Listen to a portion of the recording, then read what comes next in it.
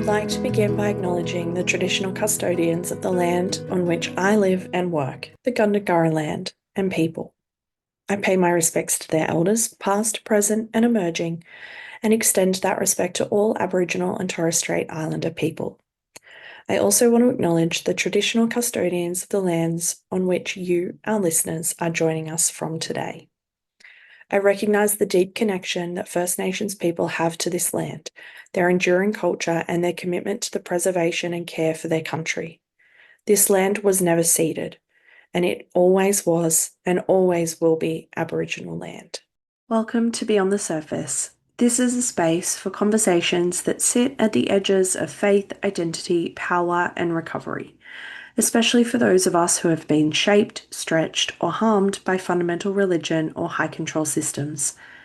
Some episodes are personal, some are reflective, some are educational or curious or quietly disruptive. All of them are grounded in lived experience and a deep respect for the complexity of leaving, questioning, and rebuilding meaning. We will be talking about religious trauma, various forms of abuse, cult dynamics, queerness, and recovery, not in neat answers, but in honest conversations. In listening to these conversations, some parts might be heavy or activating for you. Please take care of yourself while listening and feel free to pause or step away if you need to. I'm Sam, and I'm really glad that you're here with us. Welcome, Ben. Thanks for joining me. Great to be here, Sam. I'm excited about this episode because I feel like it's been a bit of a long time coming. Aaron told me to get you on the podcast long before you even start. Like, you guys were gearing Hey. up for Queerfully Made, and he was like, "You need to Yeah. get Ben on the podcast." And I was like, "I will." And it's like 6 months later, and we're finally here. So I I, feel I like love that on he's just, my end, it's been a long time coming. it's been a long time coming. I so appreciate Aaron just like dropping me in there. Aaron's Um, just pimping you out to podcasts. oh, look, Oh, in that goodness. case, yeah, I should start charging him back my fee. Oh, absolutely. Yeah, Mm. anything. Before we get into your story, I feel like we've just alluded to something. Give Queerfully Made a plug. It's Yes. great. I was on it. It's wonderful. Plug the shit out of it for a minute. You were on it. Queerfully Made, our podcast that we launched in January. Oh, no, sorry, July of this year. Mm. So Aaron Kelly and I are co-hosting that podcast. So the intersection of faith and sexuality Hmm. and the conversation that surrounds it. So we've just wrapped up season one, Yes. which was really all about establishing the conversation and establishing or articulating that intersection. What is that? What can you be a Christian and be gay at the same time? Hmm.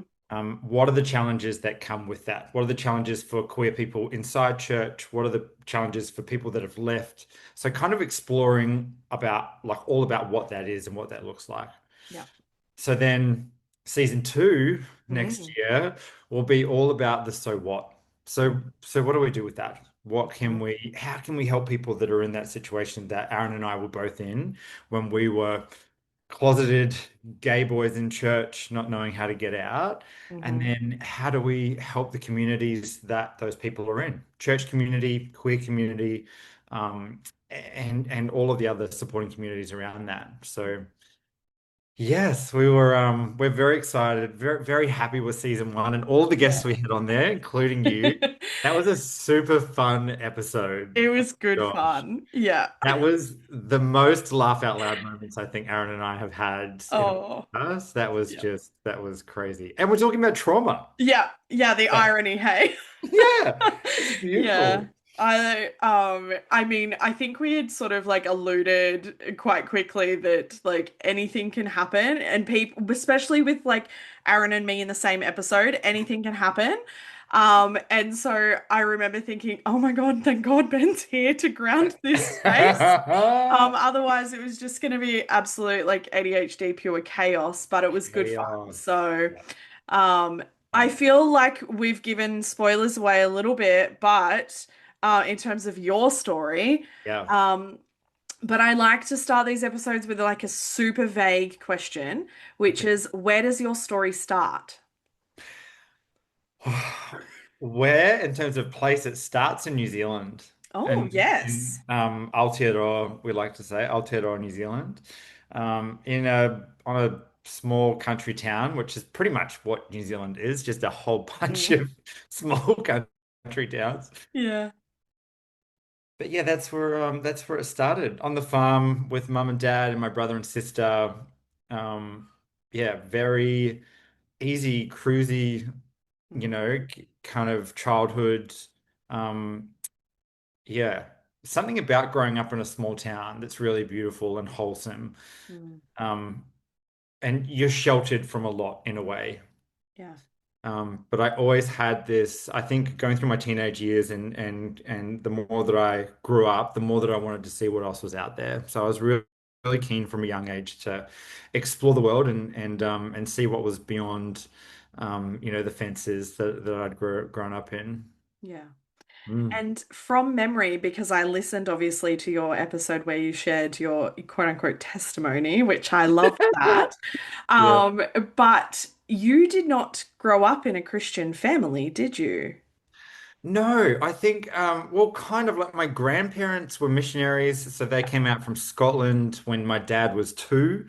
Um, And so my grandparents on my dad's side were in church, and I think mum and dad were in church to a point, right, probably right up until I was born. So, Mm. but no, we didn't really go to church. I remember mum taking me when I was a kid once,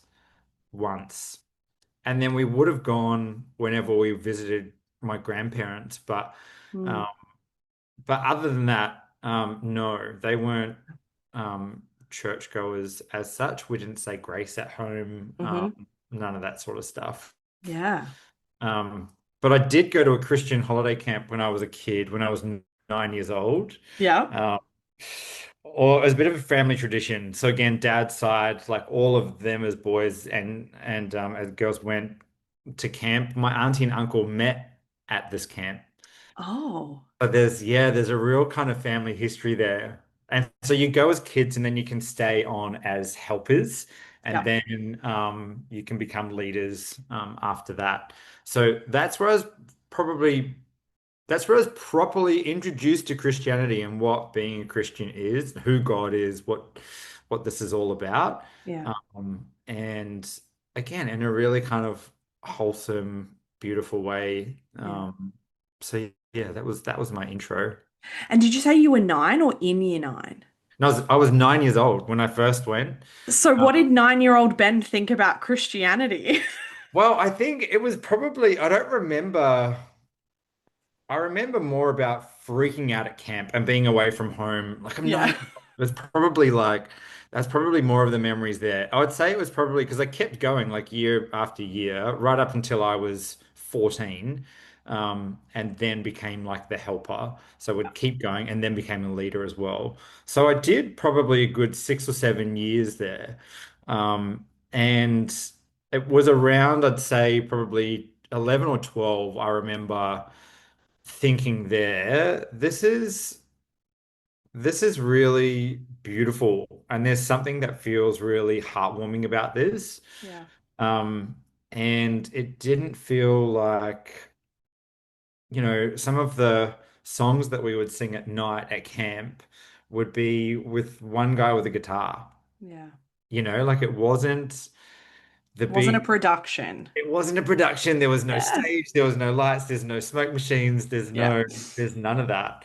And some of the Bible stories were taught in this really beautiful way with this artist who would come with these big, massive canvases on stage of just big white, long paper. And he would paint as he would tell Oh, stories. Like it was just this beautiful, creative expression of, yeah, the way that he would, as a storyteller, the way that he would tell stories of the Bible. So, it was a really beautiful, again, wholesome way to be introduced to Christianity. And yeah. then I went to church for the first time, like on my own, when I was 14. Okay. Mm, So I often will joke that I gave my life to Jesus at the ripe old age of 12 and developmentally, like, not developmentally, like, formed at 12. But what was it, like you said at 12, that was when you sort of, like, around 11 and 12 was when you started to realize, actually, this is really beautiful. What yeah. were you connecting to? Yeah, that's such a good question. I think, I was connecting to, I definitely felt it. Like I've always been someone that needs to feel, kind of feel my way through life. Yeah. And often at times I've needed to think more. Mm. Um, Yep. but I think I definitely felt something at the time. I think whatever the process was, I don't think it was like, raise your hand, or maybe it was. But I remember sitting with someone and like with a leader, and we were praying together, and I kind of repeated what they were saying. So it kind of took you through that salvation prayer. Yep. Definitely felt something inside of me, like in my heart, Mm. um that was kind of like this kind of this warm glow, Mm. and so then yeah, the language I put around it at the time was inviting Jesus into my heart. Yeah. Yeah. And at what point, I'm sort of like joining timelines here a little bit. At what point did you realize you were gay? Oof. Gosh. Probably earlier than that. I'd say probably around 10 or 11. Yeah. 10 or 11 I knew that I liked guys. Mm. And I think but hadn't really acted on too much of it Mm. at that stage. Um, but yeah, And I, being in a small town, did you have the language of that anyway? no, Like of gay and yeah. no. And because this was in the 90s, Yeah. giving away like my age now. And in the 90s in small town New Zealand, like that was probably like a demonized word. Yeah. Do you know what I mean? Like if you were gay, you were outcast. Yeah. And you were, associated with all of those words that Mm. were very derogatory at the time. So, yeah, gay, queer would have been Mm. just as bad. And then, like, all the name calling stuff, like, fag and homo and all Yeah. of those sorts of things. So, it was all, yeah, I think they were words that I definitely didn't use because I didn't ever want to be labeled as that, even though I felt like an outsider that whole time. Yeah. Mm. What was that like to feel like an outsider in a small town? I know. I think it was hard. It was really hard. I think I did gymnastics as a kid, so wasn't really. I got to the stage where I was doing competition gymnastics, which meant I wasn't allowed to play Yeah. rugby, which is every We're kid fulfilling all dream. the stereotypes here too, by the way. Like gymnastics kid. Yeah, yeah. Gymnastics Oh, was my gateway, if you like, and yeah. musical theatre. But yeah, so I think loved gymnastics and dance and all of that sort of stuff, all of that side of things. So not the not the masculine sports or masculine. I played hockey for a little bit. I did play rugby when I was a young kid, but it just got to the point with gymnastics where my coach said you can't risk injury by playing another sport. So we're competing like probably once a month or something like that. So just the risk of me being injured and then not being able to compete in gymnastics was too high, and I was just getting out to that level where I needed to take it a lot more seriously. I was kind of training 3 or 4 times a week, like it was probably I was doing proper professional gymnastics. Mm. So that already had me with, I had my friends at gymnastics, but that was it. Um, Outside of, a friend circle, I had some friends in primary school, but they were mostly girls. Yeah. And then even at high school, that became really difficult as well. It was mostly girls again. Yeah. Um, it was definitely tough. So I think. It was tough at school because that's where I was most of the time. And if I wasn't there, I was at home, which was fine. If I wasn't at home, I was at church. Yes. And that was the safe place, right? That was my chosen family, if you like, Yeah.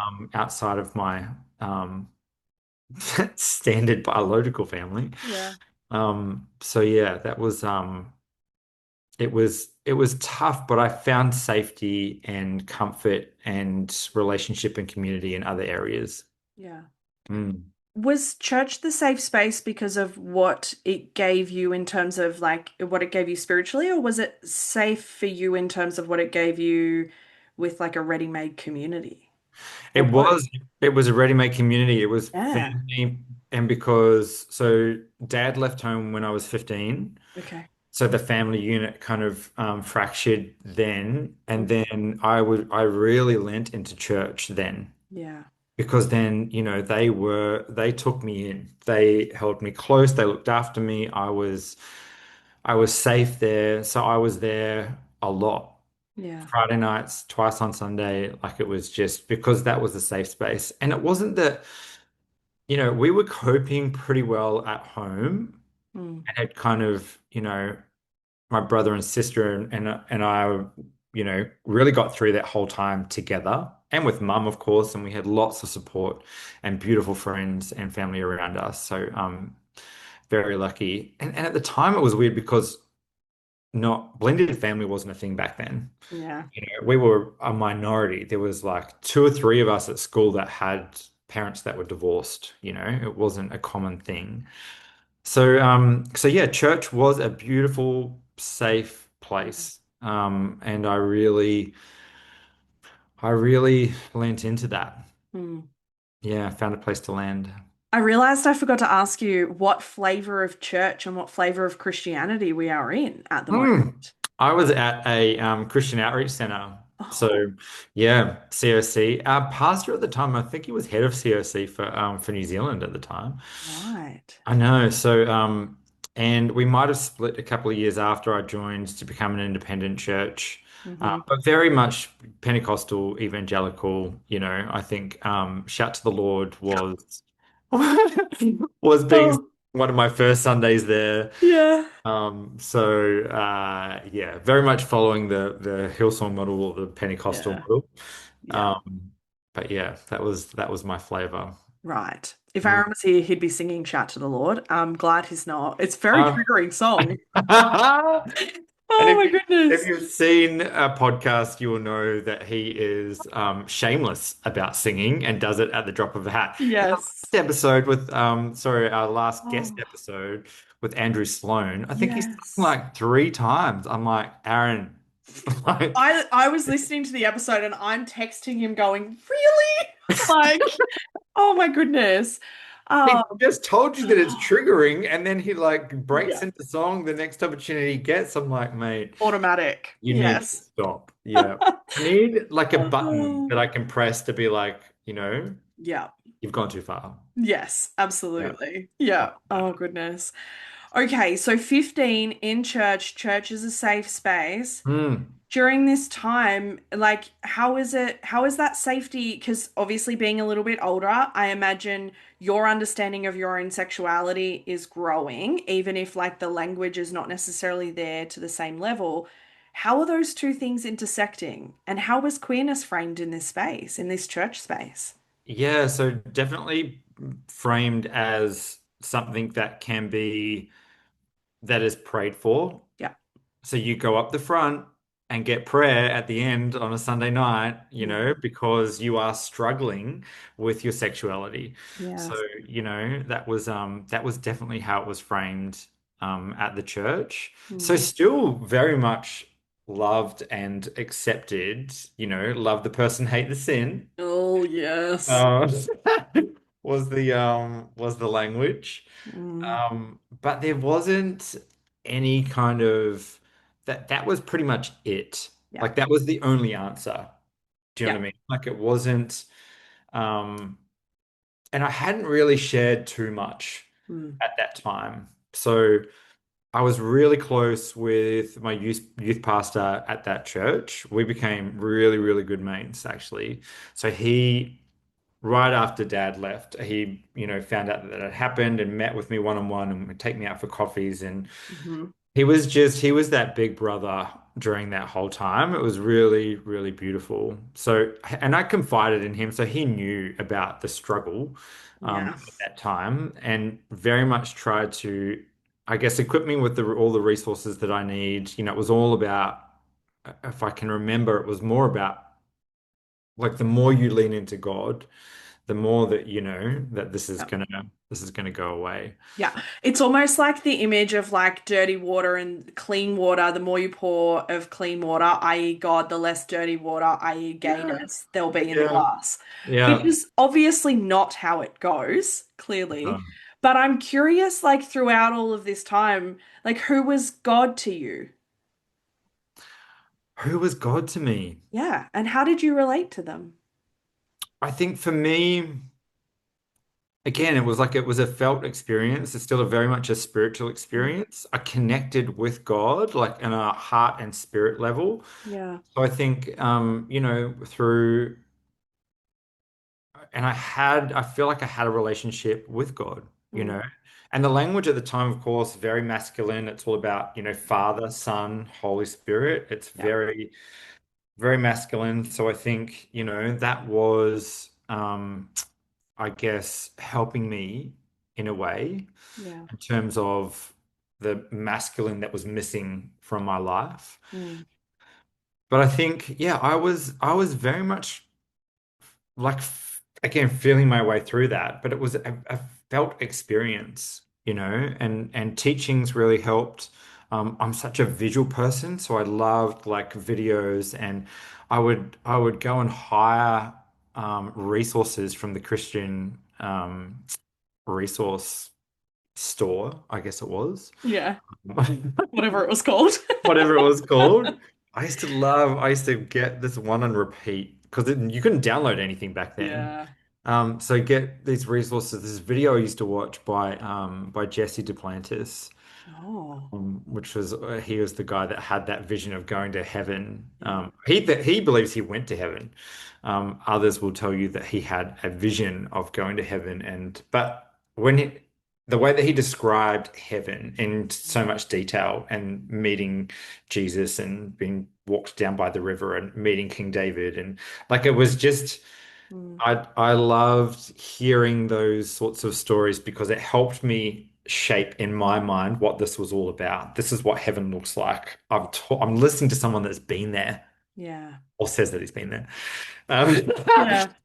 so it was very much it was yeah building this idea in my mind and I guess with all of that as you grow up in the church there's you know you are you know, encouraged to get amongst it. Of course, you're encouraged into leadership, into Yep. service, very much Do into all the things. all the things, Yeah. serving and building community and, you know, Mm.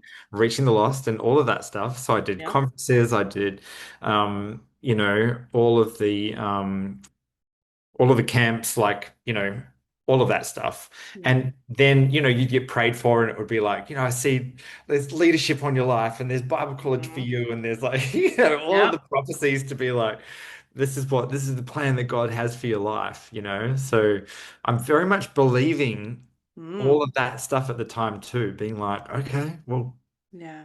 great. There's a future in this for me. Yeah. And then when I was 18, 19, made the decision that Bible college was the next step for me. So As every good Christian teenager does when they yeah, finish school. that's right. I mean, like, you're hearing all of this language about God having a plan for your life. Like, did you think that part of God's plan for your life was for you to not be gay? Like, Yeah. yeah, okay. Yeah, very much so. Mm. Yeah. God's plan for my life was to be married to a woman Yeah. and have children. Like that was you know, that was absolutely the plan. And although that seemed really difficult to believe at the time, there Mm. was a hope attached to it that it will happen one day, Yeah. right? Yeah. And so if I just stop sinning and if I just keep you Yeah. know, following God's way and staying in the light and, you know, all of that stuff, then that's going to happen for me. Yeah. Yeah. So, deep denial about sexuality. But I think during that time, there was all of the acting out that was happening as well. Okay. What do Mm. you mean by acting out? So all of the like exploring, I guess, Yeah. sexuality in the dark corners Mm. of the closet. Yeah. And um yeah, so that wherever I could do that in secret Mm. without being found out, Yeah. without anyone knowing. Until the altar call, of course, where I'd come forward for prayer and, Yeah. confess and, to all of that. Yeah. So that was a bit of a cycle. It was kind of, go out and sin, if you like, or explore that part of that, my sexuality and act out sexually, and then Yeah. come back to church and try and, um, you know, be Repent and ask for forgiveness. repent, be cleansed, Yeah. blood of Jesus, all of that. Yeah. So that was the cycle. Acting out in really secret places. Mm. So I think for a lot of closeted gay guys, that is in places like beats, Yeah. like which are, I guess, secret places in the community that are quite public places, but Yeah. where guys meet and hook up and Hmm. have sexual experiences and then run away in shame. Yeah. So yeah, so there was that wherever I could find that. Mm. And then um, you know, I guess porn to a degree, Mm. but yeah, I was also not really having experiences with people that I knew, if Mm. that makes sense. Yeah. So it was more very there's a lot of anonymity. Like it was just I didn't know the people that I was hooking up with. Yeah. I Um mean, I imagine that allows you to stay somewhat invisible and like you said, anonymous.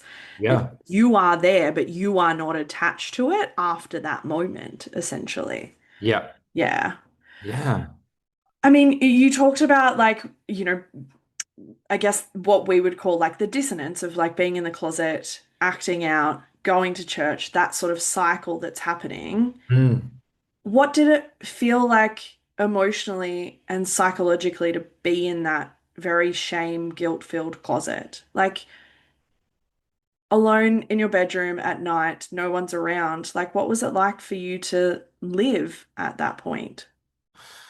Yeah, I think, in the dark moments, it was really dark. It was Yeah. really hard. It was really sad. So kind of crying out to God, take Mm. this away from me, why me? Why can't I be like, Yeah. everybody else? So lots of those types of prayers. Um, and in the good times, it felt really hopeful Mm. and really, I was really grateful for the experience that I was having, Yeah. and the grateful to be in a place where people did love me and did accept me. And Mm. so yeah, so there was kind of both of those things happening at the same time. But I think in the darkest times, like it was really hard. Like definitely felt the rejection, Mm. felt the hurt and the weight of all of that, of kind of, of keeping it a secret and um yeah, um not being able to express myself in Mm. the way that I want to express myself. Yeah. Um, so I very much became the chameleon and just conformed. I'm like, I can't wear that. I've got to wear this. I've Yeah. got to, because that's what we're all wearing. That's what makes me look more straight. Yeah. That's, um, that will that will guide people towards this version of me, and then there'll be no doubt. Yeah. Yeah. Yeah. I Even mean, and though, I obviously talk a lot with other queer people in these episodes about like what it is like to suppress your sexuality or your gender. And by and large, the biggest thing is like it's like it literally feels, and I think this is tricky for people who have never experienced it, but it like viscerally feels heavy. Like it yeah, is like you are carrying a whole separate identity that you can't express, that you can't voice. There is no way to move that out of you. And so instead, it just feels like this whole separate identity that you are just carrying around. And she's heavy, right? very, yeah, Yeah. it is heavy. But do you know what? Like, I think you get used to it. Oh, yeah. Do you know what I mean? It's like weight Yeah. You training. climatize. You climatize, and Yeah. then heaviness just becomes normal Hmm. for lack of a better word, but you just kind of feel like that's just how life is. So Yeah. then I carried it and carried it and carried it to the point where years and years later, where I couldn't carry it anymore. Yeah. And, there's a part of me that just went, enough. Yeah. Like we need to put this down or let this go.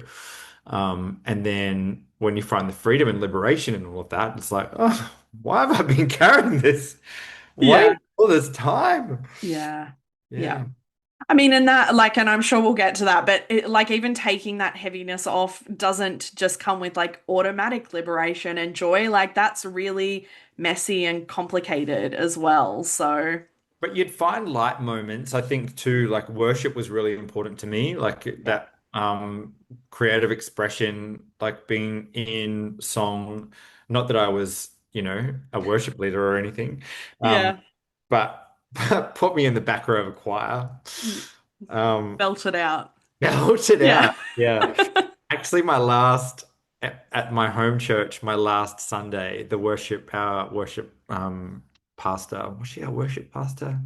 Anyway, she was one of our worship leaders. She knew how badly I wanted to be a worship leader, even though Oh, I wasn't a great singer.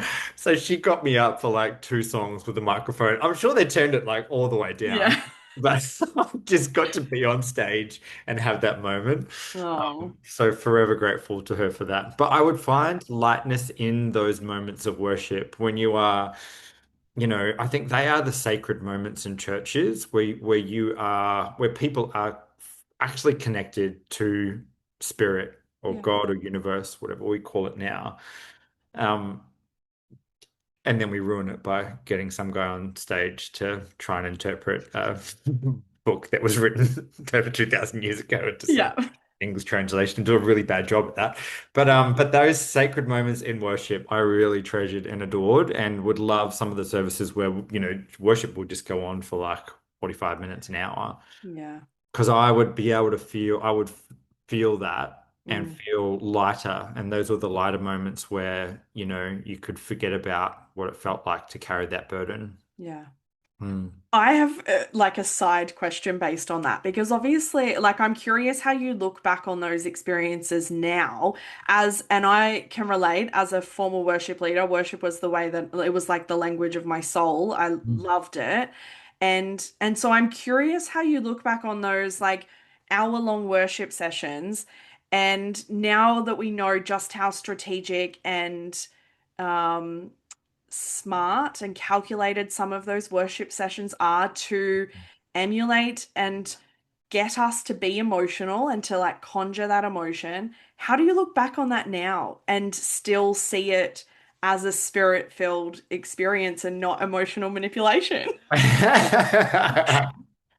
Because, it's gonna sound like I'm taking this from a sermon, but No, go for it.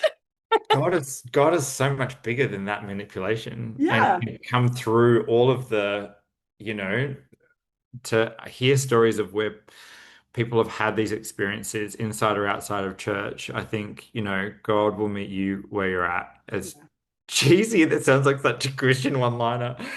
God. But it's true. I think some yeah, of the experiences I had uh were true and real for me at the time.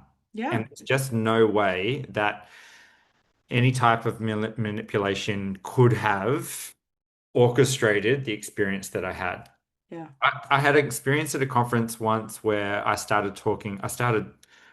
um, I started thinking about my dad. yeah. And I was like, this is weird. Like, why is this happening? Like, and I tried to not think about it, not think about it. Mm, But there was an encouragement to do that. And this is all in worship. And the mm, message that came through for me, for what I needed to hear at the time, was that you are yes, you are your father's son, but mm. that doesn't mean that you will be your father's son in terms of you won't necessarily go, follow his footsteps. Yeah.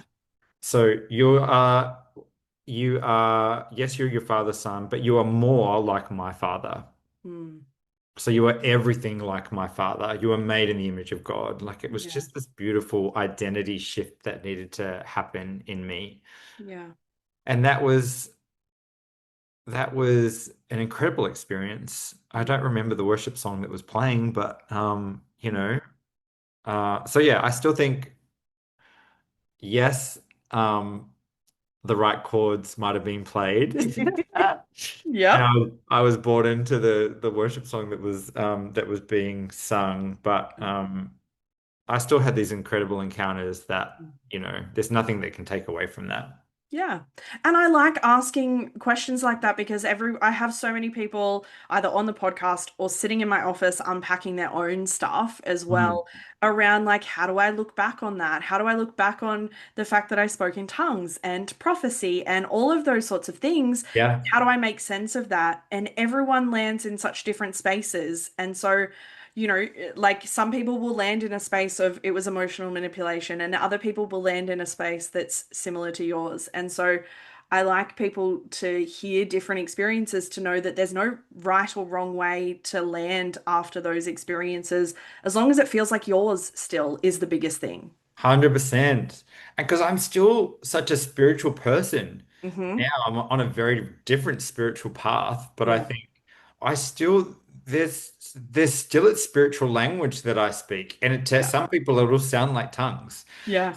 And I don't do it outside of my house Mm. or anywhere that people can hear me because Yeah. I believe that and it's a personal internal thing that really is supposed to benefit me, not other people. So I still do that, and I still connect with spirit, and I don't necessarily use Father, Son, Holy Spirit anymore, but because it's a Mhm. lot broader than that. But yeah, I still use that. So I guess I look back on it and I'm grateful for a lot of what I was introduced to. Mm. Were there some crazy, wacky Bible teachings that were a part of that? Sure. I Was bet. there, was there some Yeah. beliefs that formed programming inside of me that I've had to unpick and unlearn over the last 5 or 6 years? Absolutely. Yeah. But there were some really beautiful experiences in that connected me to this thing called spirit and has allowed me to then continue that Yeah. in a much different way. Yeah. And I think that's the beauty of coming out of like very binary black and white systems, which is that, oh, like there is nuance in the world, and actually we can do both, and we can remember the good and hold the good and not have to erase that and eradicate it just because there was harm done. We can actually, as humans, have the capacity to hold both. Yeah.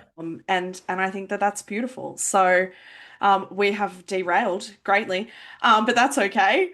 Okay, let's like fast forward a little bit. Like, when did you come out?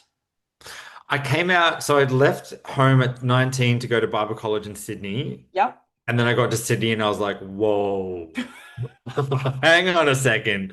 Yeah. This is a big wide world out here. Holy Hmm. shit. So I Yeah. was still very much in church. Mm. But there was this big wide world out there and I was I'd already been like drinking in high school, but now I was really drinking and was Yeah. like introduced to drugs for the first time, like recreational drugs. And like so there was this pull of being pulled in like two different spaces.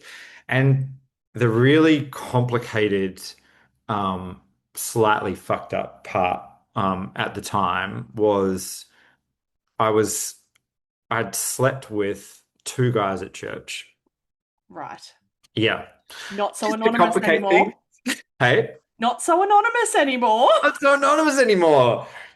No, far Yep. out. So That gets those two messy. worlds, yeah, very messy. So those worlds were separate right up until that time, and those worlds were now combining, and I had mixed them both together, and it just freaked me out. I was like, "Oh God, what have I done? Like this is too much. I can't handle it." Yeah. And it made sense for me to leave church and try and figure it out. And Mm. then that gave me then the freedom to then go, well, I'm just going to now be who I want to be, Yeah. in a really kind of brat kind of way. Yeah. Um, Okay. And so probably 2021, I think I came out to Mm, my parents, and my friends at the time. yeah. Um, How was your family? Mum was great, but both of them were great actually. I don't know. Mum, I told them separately, obviously because they're separated. So Mum, I told, and I think her reaction was like, "Oh, darling, I think I'd be more surprised if you weren't." So, But so unsurprising. mums know, mums know. There were the Yeah. signs along the way, you know. Yeah. Um, and then I wrote this letter to Dad, and Mm, it was like, yeah, it was a couple of pages, and it was quite defensive. And I don't know why I thought that I had to be defensive at the time, but yeah, Dad was great. So it was kind of, yeah, I don't know why I felt like I needed to mm, act the way I was. But at the same time, I was struggling to cope with life outside of the church and outside of this community that I'd found that had been such a safe place for me. yeah. I was finding it in other ways and finding other friends and all of that sort of thing. But there was still lots of partying to find acceptance in my social circles, Mm, but also help me escape the reality of having to face some of the stuff that I was going through. yeah. So whilst it wasn't all sunshine, lollipops, and rainbows, Yeah. it was hard. I was like, shit. And two, like a lot of the gay community and what was happening in the gay community still, because of my internalized homophobia, Mm, was still wrong yeah. or too much or too flamboyant or too gay. And it felt wrong to step into some of those spaces. Yeah. So whilst I was out, coming out of church at 21, trying to figure out like what what is all this now and what can I step into and what does this mean? And yeah. I find the process of being out and feeling some self-affirmation about your queerness are not always at the same time. There's sometimes a point where you are technically out, but internally, that doesn't necessarily mean that you affirm your own identity. Mm, They're not always the same thing. yeah. And so, I'm curious how, like, moving from one community, church community, to I'm assuming is like a secular community more so. Yeah. What did that do to your sense of faith and spirituality? Was it still as strong as it was, or did it wane? It waned. Yeah, definitely. Yeah. I definitely put a lid on all of that. Mm, Yeah. That was, and just, yeah, like I said, just became a master of escaping. yeah, And had a great time. I Um, bet. had Yeah, a really good time. But the more I found friendships and really strong relationships in the secular world with friends that would just love and accept me yeah, for who I was, and two, because they met me when they met me, that's all they knew. They yeah, only knew me as me being the open gay version of me that was. So they mm, didn't know the backstory. They knew the backstory in terms of where I was from, but not the church story. yeah. And just because they didn't have that upbringing, it would have been too hard to explain, and I didn't want to deal with those demons, if you like. Hmm. So it was just Yeah, easier to not talk about it and keep partying. yeah. Yeah. Did you have a sense that you were escaping at the time, or is that language that you have now? Oh, I think I knew at the time. Okay. I knew there was always a sense of like, I'm running from this. Mm, Yeah. I'm running from a part of life that I need to deal with, and I will get to it one day, but not right now. yeah. Yeah. Now, I know that escapism escalated at some point, and Mm. so I'm wondering if you are comfy sharing that. How that escalated in my 20s. Yes. Yes, gosh. Because I think up until this point, and I remember listening to the Queerfully Made episode, and I had that moment when you said the words that I know that you will say in a bit, and I was like, "You've got to be fucking kidding me!" I was like, "I'm looking at Ben, and he's like the sweetest human," and I was like, "Mm-mm. These Oh. two things do not line up. I cannot, like, I could not make sense of it in my head." And Yeah. so I am imagining that I'm sort of saying that going like when people listen to this, I think they're going to have the same sort of reaction that I'm sure you've gotten tons and tons of times. Yeah. Yeah. There's often the reaction. Um, Yeah. yeah, it's a crazy part of my story, but the partying got to a point where it was a bit out of control and got to the point where I was in debt. Yeah. So not massively, but enough where I was like, oh gosh, I need to do something here. Mm. And I got presented with an opportunity, which was, you can clear your debt and make money if you go to another country and bring drugs into this country. Yeah. So that was an opportunity that was put in front of me, and that brat arrogance kind of, I'd gotten away with so much over the years.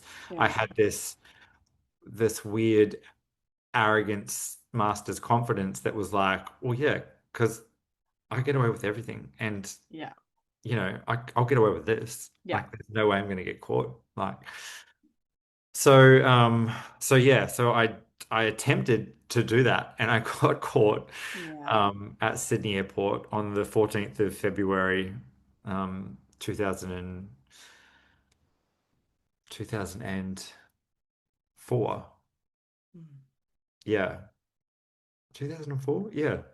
Um, and so yeah, was arrested at Sydney Airport by two federal police officers and taken to Surrey Hills Police Station where I was processed, and then the next day taken to a remand centre Yeah.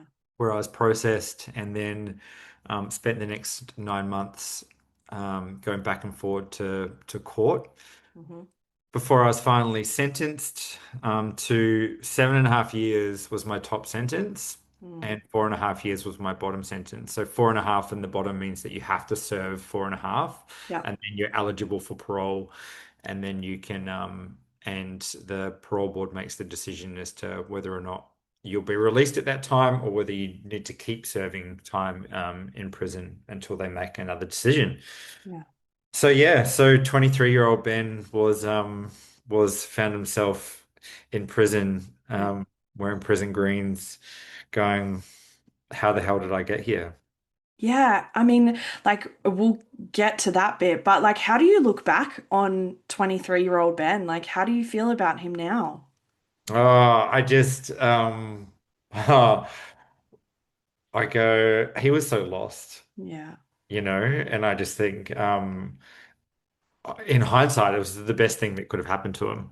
Yeah. And it needed to happen. It was the biggest wake up call. It's the biggest wake up call anyone can go through. Yeah. For me, it was the wake up call to go, what are you doing with your life? You Yeah.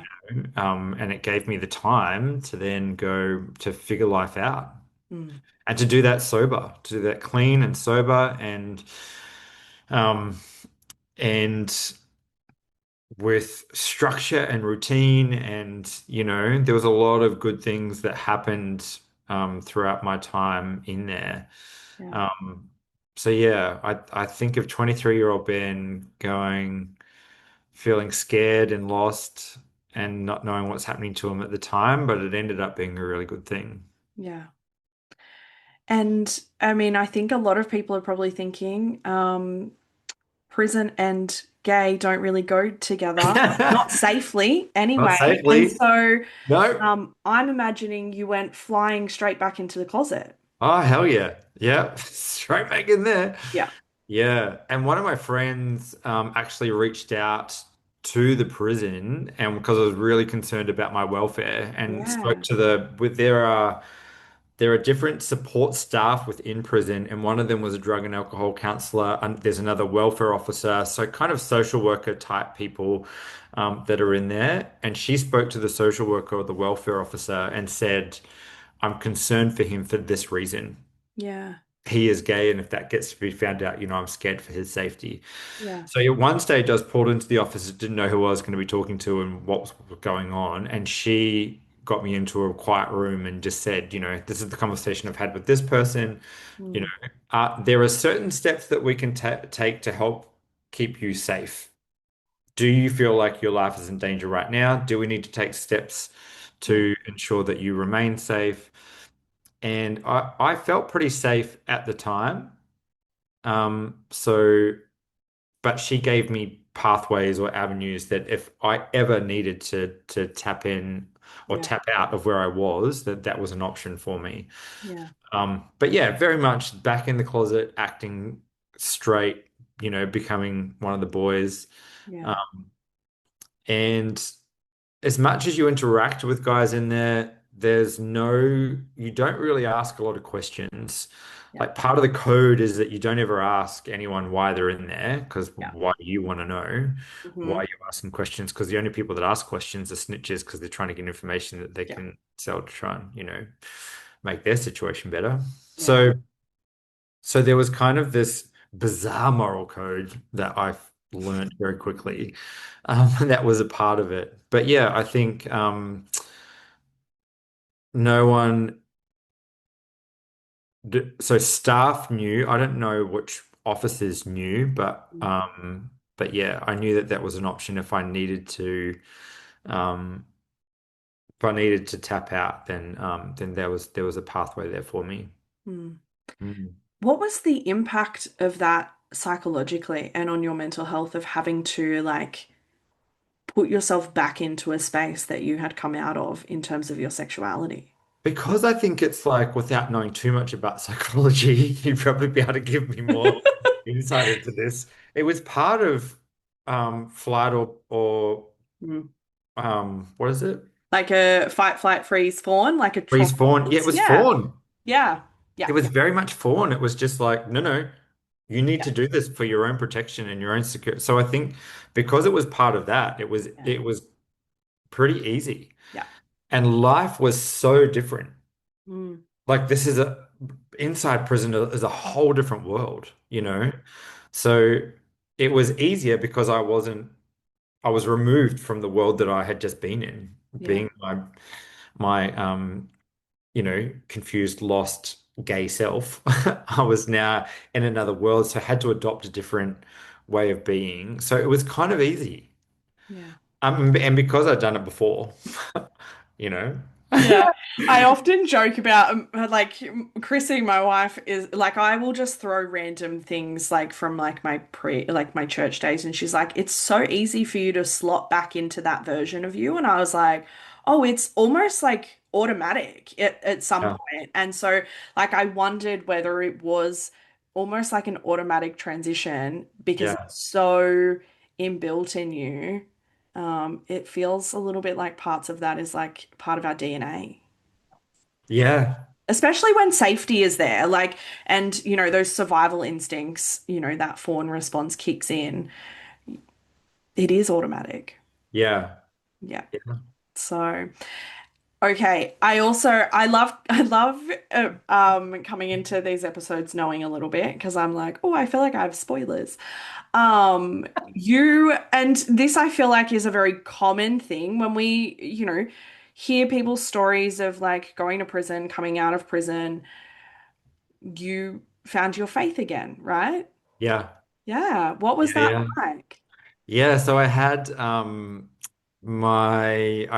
a volunteer come from an organization called Prison Fellowship, Hmm. that is built on volunteers and some beautiful, beautiful people. And my mum ran into someone in New Zealand who they knew from years ago. I think he was like the page boy at their wedding. It's a very small world. It's a very small world, Yeah. but this was like super random. Like, I don't think they weren't connected anymore. Like, Mm, do you know what I mean? Like, they had lost touch, lost connection, and then reconnected somehow. And then he was then the head of Prison Fellowship. He was running Prison Fellowship in New Zealand. mm, So Mum shared with him and was like, oh, he was like, oh, I'll get someone to go and visit Ben over there. So he got in contact with Prison Fellowship Australia. Someone came to visit me, and he was one of those like really enthusiastic Christians. And I'm Yep. like, oh God. I'd Here we love to cringe, except I'm pretty sure everyone who knew me would have been like, yeah, you were Yeah, one of you those was enthusiastic Christians. I'm pretty sure Aaron would have also been one of those enthusiastic 100%. Christians. He was the So, leader of that group. He was the leader of those volunteers. oh, but probably not the vibe that you were wanting Oh my in the gosh. space you were in. No. But I Oh, think, but part of me, there was I think an empathetic response being like, I so appreciate your intent, yeah, and we would say in Christian world, you'd say, I could see his heart, yeah. and what he was trying to do. And so, and plus, like he would come to visit me, like, and he came more than like a lot of my friends did. Mm, He lived closer, which made it easier, but he would come every 2 weeks. yeah. And he bought me snacks when he'd come to visit. So Bonus food cures everything. yeah, cans of Coke and Yeah. chips. He bought Maltesers, which I never used to like Maltesers, but I never had the heart to say, I actually don't like these. Can you buy me Yeah. some? You get M&Ms instead. So now I love Maltesers because he kept buying me them every week. But he'd bring his Bible in and he'd pray, at the end of it, and yeah, so he was he was a really, really beautiful man that really helped.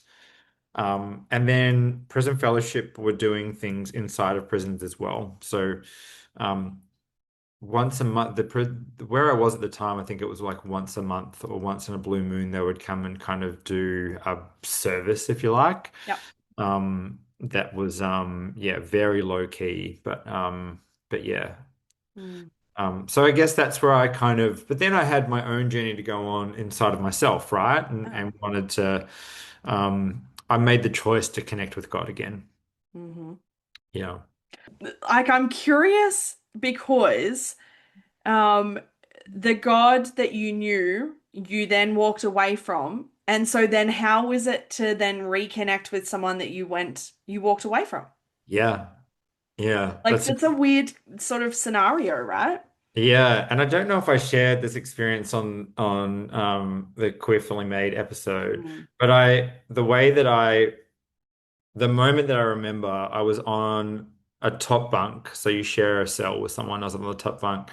And I just prayed and asked God, I said, I I need you back in my life, basically. Like Yeah. I'm done with running. I'm done with, of doing life without you. I need you back in my life. And before I could finish the word life, like I just felt this incredible presence, like Yeah. over me. And I was like, felt like I was floating. Like I knew I was physically on a bed, but I felt like I was floating. And just the feeling was love and grace and peace. And like it was just intense to the point where I was like ugly crying, but had to do that really quietly because there's someone on the bottom bunk, Yeah. you know, I can't let him know that I'm crying Yeah. or praying. Two Yeah. things that will probably get you not beaten up, but at least picked on. Yeah. So yeah, so I'm ugly crying on the top bunk, having this incredible spiritual experience with what I knew at the time to be God, but just met me, in a prison cell, Mm. totally where I was at, and just yeah, the that unconditional love that I felt before that was there for me again, and I guess as a prodigal Yeah. that was kind of coming home, yeah, behind bars. I'm curious what it was like you sort of said, like, I need you in that prayer, like, I need you to come back. What was it that you felt like God was going to give you that you couldn't get from you at that point? I don't know. I Okay. don't know, but I knew that I wasn't getting it within me. Yeah. I knew that I had um, experienced a life Mm. beforehand when God was in my life, that whatever I was connecting to back then, I knew what that was like, and I wanted to feel that again because that was incredibly comforting. So I didn't know enough about myself back then. but I did know that I could connect it back to a higher power Yeah. um, in this way. So that made more sense than going within. Yeah. If that makes, because I know that practice now, and that's very much how I um part of my own spiritual practice and part of my own figuring stuff out in therapy and all of that stuff now. Mm, But at the time, yeah, I felt like that was um an easier answer for me. mm.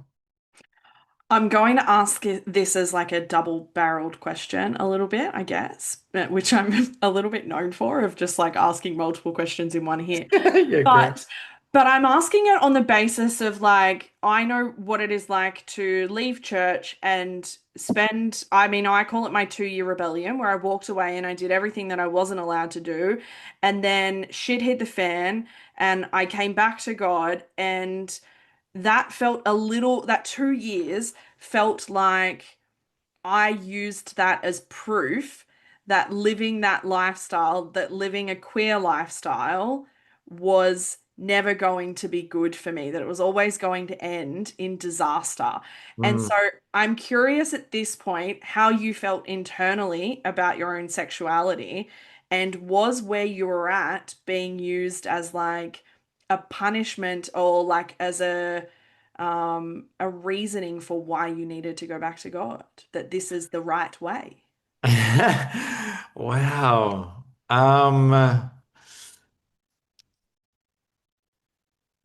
Yeah, I think like in a lot of ways it felt like, if I was going to come back to God, that beyond that experience of being on the top bunk that night, Mm, in my mind, because of church programming, it yeah, meant and beliefs, it meant this, this, this, and this, yeah, which meant stop being gay, yeah. stop sinning, like turn your life around. Mm, And that was mixed up with this whole like, I'm being given a second chance here, and I need to mm, prove that I'm worthy of the second chance to my friends and my family and the world at large. This is you wait till I get out. This is going to be, the best version of me that you've ever seen. hmm So there was that playing into it as well. But I think, yeah, it was very much moving away from this life that I had started to live on mm. the outside, and going back into the closet. But yeah, it didn't feel like I was grieving that in any way because I'd convinced myself that this was the right thing to be doing. Interesting. Yeah. Yeah. I mean, and obviously, like you're in the closet for safety anyway, but now you are like internally in the closet because you again sort of like had this confirmation that it was not okay, that it was wrong. Yeah. Yeah. Yeah. And self-imposed belief. Yeah. Do you know what I mean? Yeah. Like it was just because I knew from years gone by that this equals that. So Yeah. therefore, this is the belief that I need to adopt because that's what's going to be that's when those are part of the beliefs of the community that I'm now wanting to be a part of again, you Yeah. know. And I started to reconnect with other people in church, Mm, and connected with a Christian organization, like with a church that was coming to the one of the last centers that I was at. They mm. were coming in once a month, and this community church, gosh, they were incredible, such beautiful people. Um, and so then they encouraged a group of us to start running our own services on Sundays. So there was a small kind of gathering of us that were doing our own thing internally, which they just saw as like, revival in the prison kind of thing. Like they're Yeah. just like, it's no longer just us coming in once a month. It's these young guys that are changing the world from inside the prison. And oh Yeah, I God. was like, I'm hearing like the song from the inside out. Yeah. Like that's what I'm imagining. 100%. It Yeah. was the album at the time, I think. Yeah. Gosh. Yeah, but we were and yeah, being given all the resources, had all the Mm, the Hillsong CDs that were being yeah. given to us through the chaplain. So the chaplain was really supportive, that was there as well. The Salvation Army chaplain, Ron, who was, again, a really beautiful, human. So yeah, I think I was on that path, and then that got closer to my release date, which was then like, well, gosh, then this is going to be me back in faith community, Yeah. back in church, and I get to start my life again on the outside, and that's going to be without drugs and without alcohol, and it's going to be in a faith community with those beliefs. Therefore, I'm going to have those beliefs. Yeah. Hmm. And so is that what it looked like when you were released? And what was reintegrating back into society like for you? So easy Yeah, I to bet. breathe.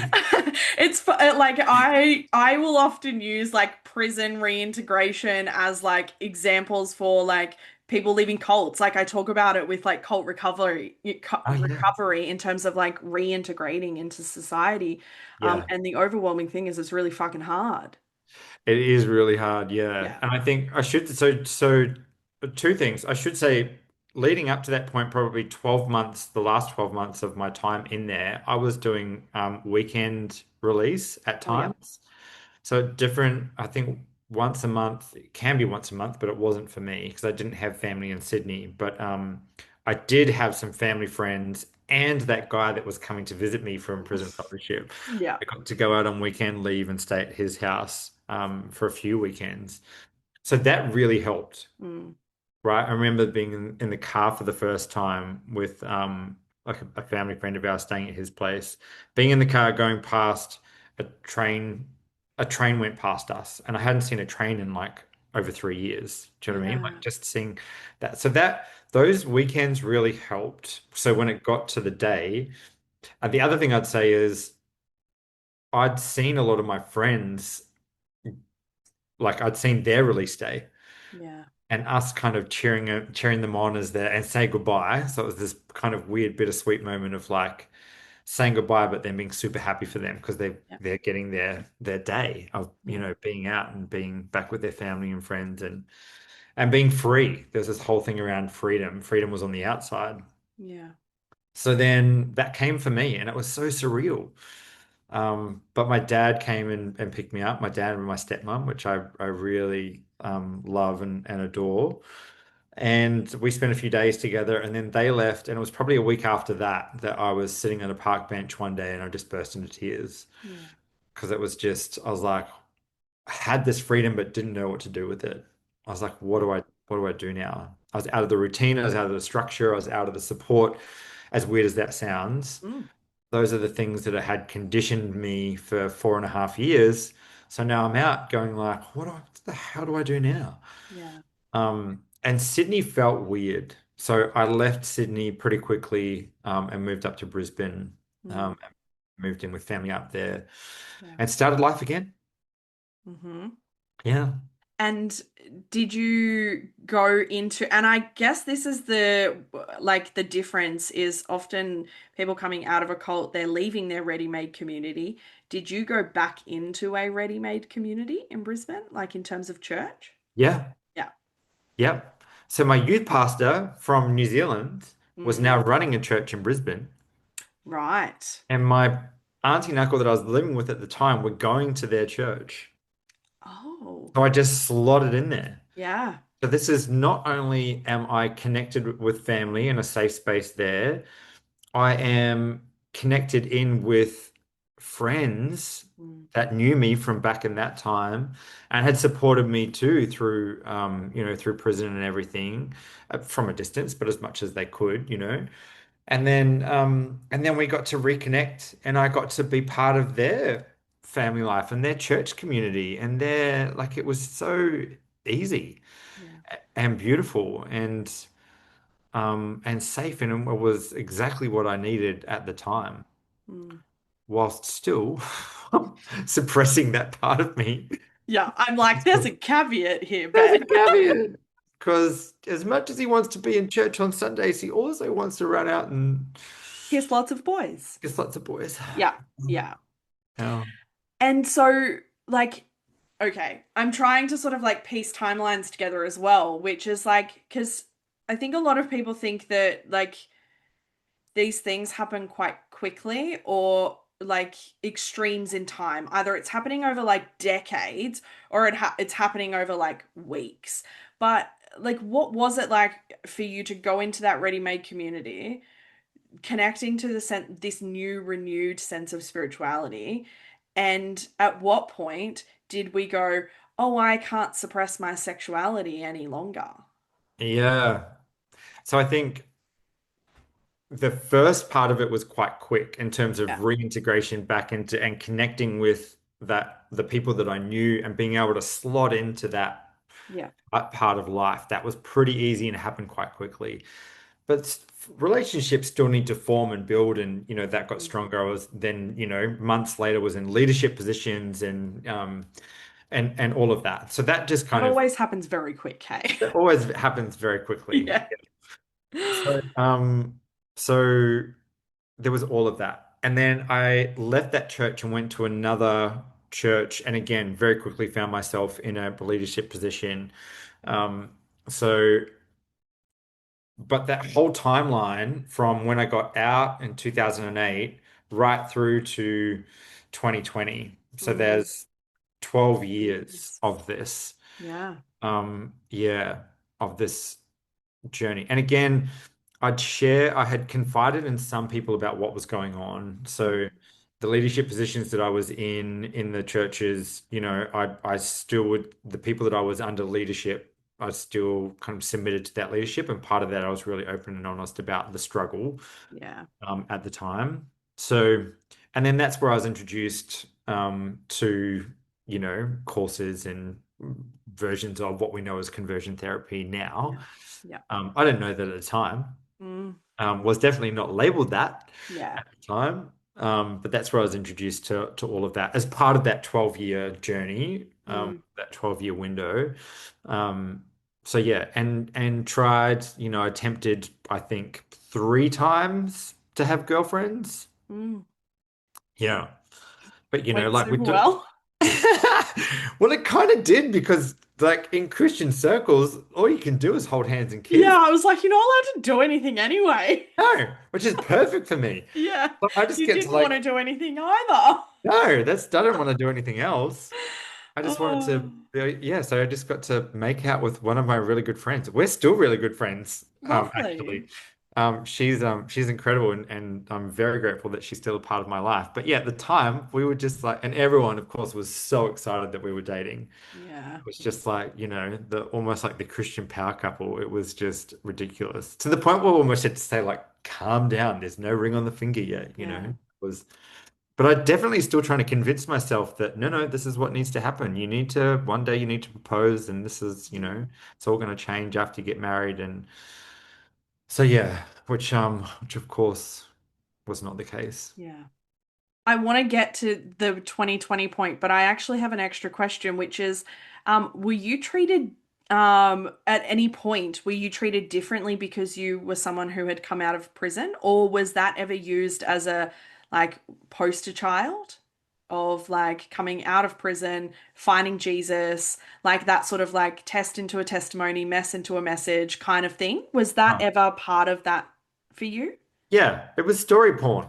Yeah, right. Okay. 100%. Yeah.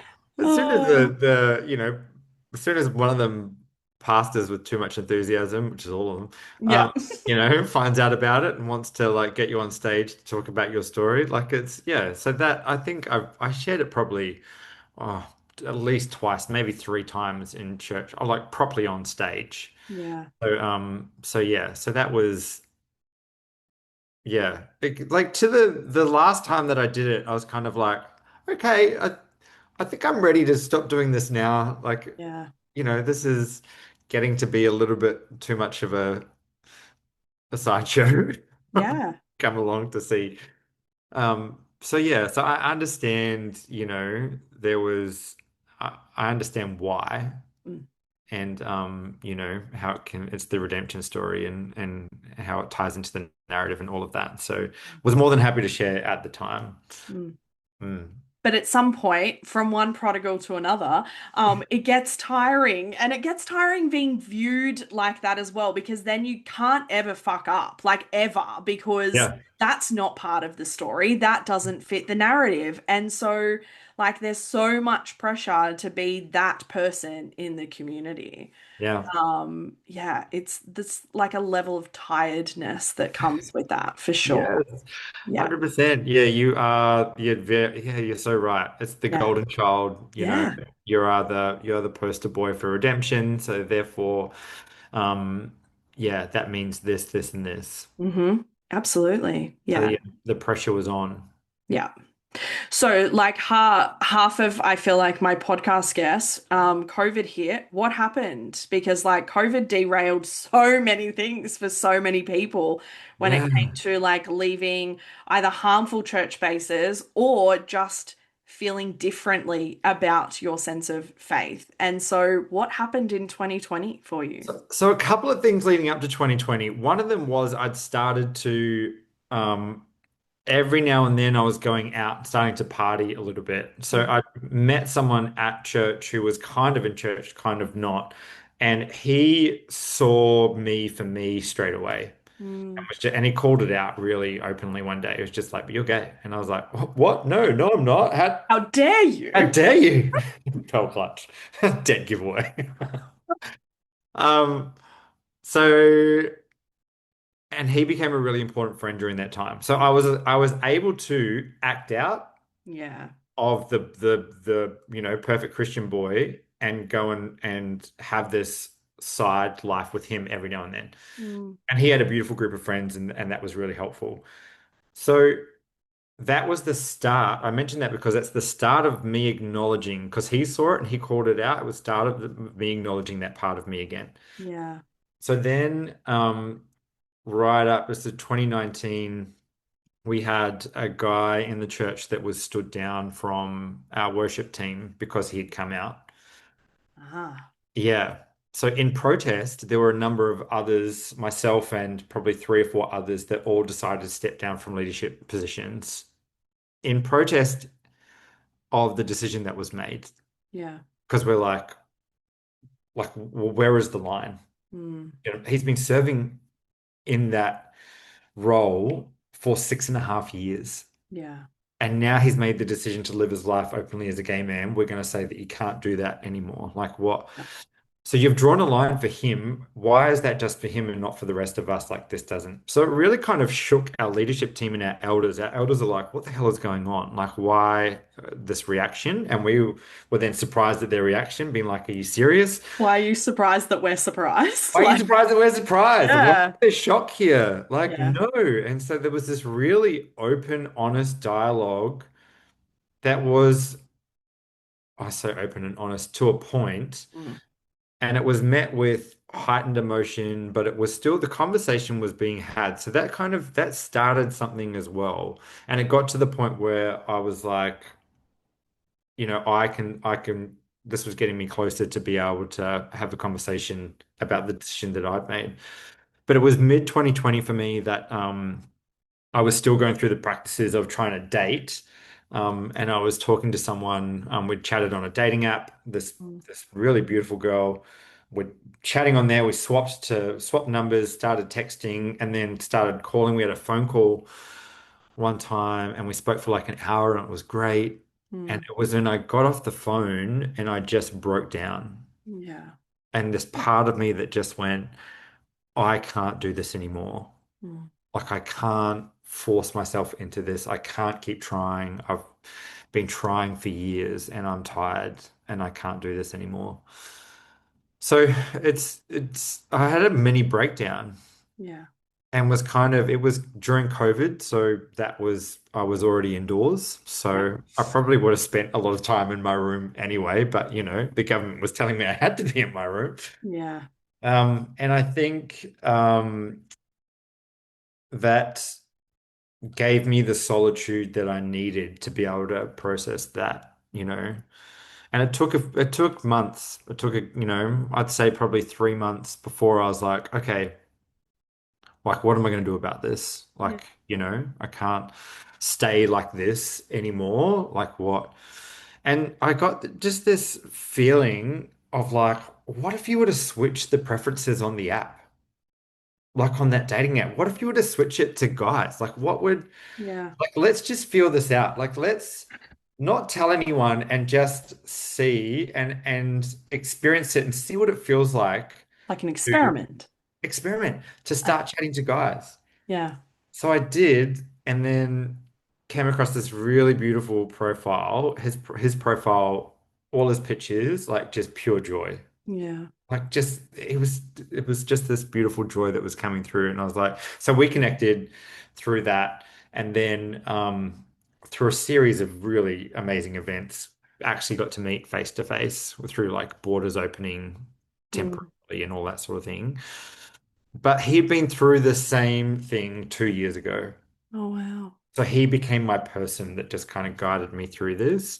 Mm. Um, so all still very much in secret. Yeah. So we were doing church, but doing it online and and all of that. So it did get to the point though where I had to sit down with my senior pastors and be like, this is what's going on, and this is the decision that I've made.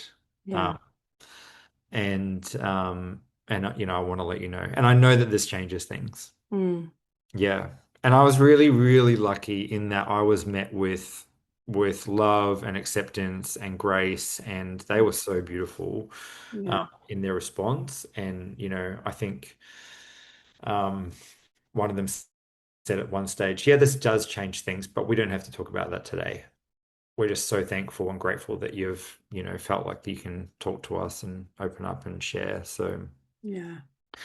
So yeah, so that was the turning point, and a really hard thing to go through at the time, but so grateful because that's just set me on a completely different path. And I've finally got to acknowledge, like, come home to myself and acknowledge this part of me. Yeah. That's, my sexuality, but so linked to my identity and my self-expression and the way that who I am you Yeah. know, and I now get to share that openly with the world, Yeah. which is a really beautiful thing. What was it like for you to unlearn the conditioning and Yeah. like the clobber passages and all of the things like that like are hardwired into us Yeah, around our queerness being wrong? Like what was that process like for you to unlearn that? that's still happening. Yeah. I think not so much linked to, I guess, my queerness, but I think more so just around some of my thinking I've noticed. I've been like, why do I think that? Oh, Yeah. church conditioning, you Yeah. know, church programming. So that's still, and I've spoken to some friends about that are no longer in the church as well. And they're like, yep. Oh, it comes out in the weirdest layers, The like weirdest, yeah. just bizarre. Yeah. Yeah. So I think so in that way it's still happening. Mm. But I think for me to explore and go and find voices in this space was really challenging because I couldn't find a lot. Yeah. And what I'd been introduced to in terms of like Cy Rogers and Yep. the poster boy for Oi. being able to pray the gay away and come out the other side. Mm. Um, and still be married and yeah, live a wholesome life. Mm-hmm. So I think I struggled to find um, stories, resources, Mm. people to speak to initially. Yeah. Um, but then that was a really gradual process. Mm. I had to do that slowly. Yeah. There were other things that were more important for me in my journey at the time. So being with people and being with safe people, safe friends, friends that are still my friends today. Um, and I was with someone at the time, found a boyfriend pretty quickly after I came out. Yeah. Um, a beautiful man who I'm still very, very good friends with. But that was like a year of just, exploring, like being in a relationship Yeah. with a man. you know? And so being able to challenge some of those beliefs and unpick and unlearn some of those things with someone Mm. made it easier. Too, because I was explaining what I'd gone through with church stuff before to him. Yeah. And he'd not had any of that kind of background or upbringing. So, Yeah, being able to vocalize that to someone who has no idea is there is like a real like healing aspect to that. And yeah. for someone like I've done that before and they're like, "Oh, that's like insane." And I'm like, "Yes, I know, but I didn't think it was insane at the time." Yeah. Sometimes vocalizing those things to someone else who has no idea, it doesn't have the same context, is such a unique experience, but it's a really cool one. Yeah. Yeah. Yeah, it was really he did really well at listening to um my trauma and Yeah. helping me with that. But then, yeah, I felt, I guess the way I engaged it more like it was, it was watching Queer Eye, it was watching Drag Race, Yeah. it was being able to engage with the community that way as well. That was really, Mm. it was easing into it. I wasn't kind of throwing myself into it. Yeah. Yeah. Um, I just thought of a question when you said like all of your trauma, because I'm sitting here thinking throughout all of this, like we obviously can see, I think anybody who has experienced like suppressing their identity and living in spaces that don't see them as their full self is going to come out with a level of trauma. And then obviously you have prison on top of that. And yet, you sit here in this conversation and you are able to look back with a level of gratitude about those things. And Yeah. I'm curious how you got to that point. And I'm sure other people are as well. And I'm like subtly probably thinking therapy had a role to do with in that. But like, how is it for you to sit here and look back on those incredibly painful experiences and go, yeah, but it was what I needed. It's what like I needed that something like that to happen. Yeah. Yeah. Yeah. I'm so grateful that I can now look back on it. Yeah. But you're right. I think it's a mixture of therapy. So I've been working with a coach and therapist for the last 5 years, off and Yeah. on. We'll do big stints together and then have breaks and then reconnect. Mm, Um, so he's been a really important person in my life. I would say the my own spiritual journey and mm, exploring, reconnecting with that in a different way and widening. I talk about like that narrow Christian view that I had, just like stretching that wide open to explore all different types of spirituality. And like there's parts of that have been really healing as well. yeah. That's Um, like throwing a new look on, like a new perspective on the narrow and wide path. yeah, I but love that. also Yeah. understanding that what I was connected to in terms of spirit or God was Mm, real and is real. yeah. It's still real for me. But two, there are different guides now that come through for me in prayer, or I call it meditation now. Mm, But there's been a few different ones, and Jesus comes through every now and then mm, still. So yeah. it's just made me go, gosh, well, there's so much more to this spiritual experience than the church confines it to.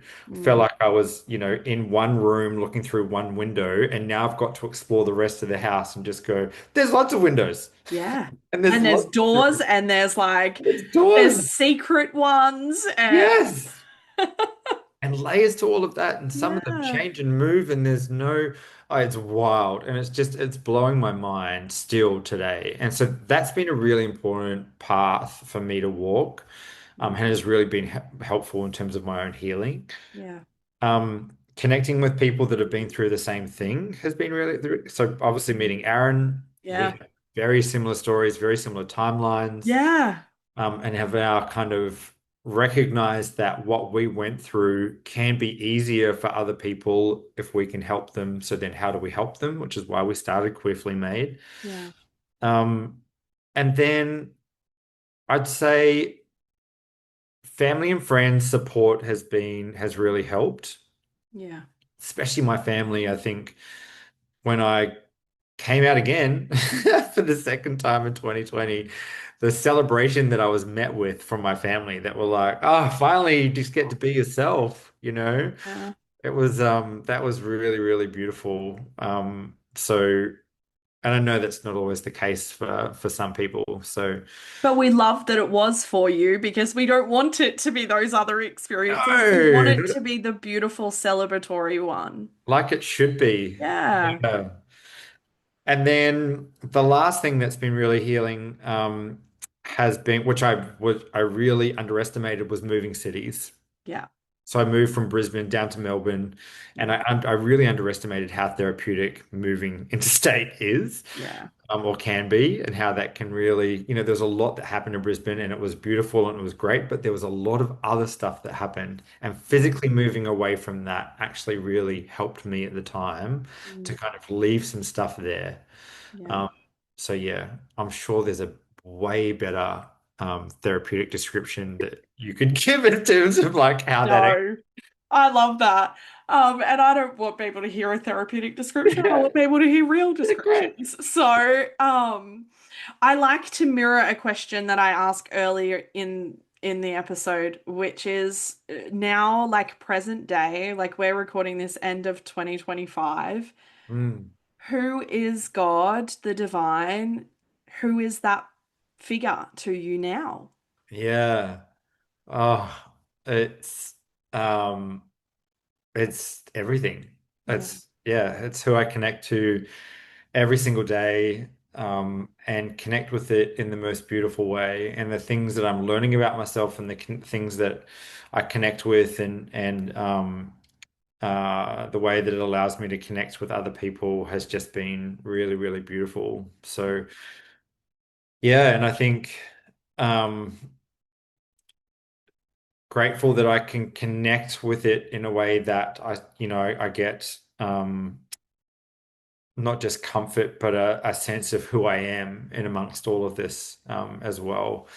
So Yeah, so yeah, because what is it like for you to have a spiritual figure now that you connect with who is not condemning your identity at the same time? yeah, exactly.